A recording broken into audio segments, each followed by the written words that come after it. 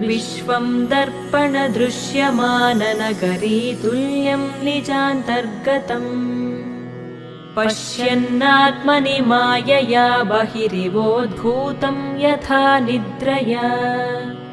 यः साक्षात् कुरुते प्रबोधसमये स्वात्मानमेवाद्वयम् तस्मै श्रीगुरुमूर्तये नम इदं श्रीदक्षिणामूर्तये तस्मै श्रीगुरुमूर्तये नम इदं श्रीदक्षिणामूर्तये बीजस्यान्तरिवाङ्कुरो जगदिदं प्राङ्निर्विकल्पं पुनः मायाकल्पितदेशकालकलना वैचित्र्यचित्रीकृतम् मायावीव विजृम्भयत्यपि महायोगी वयस्वेच्छया तस्मै श्रीगुरु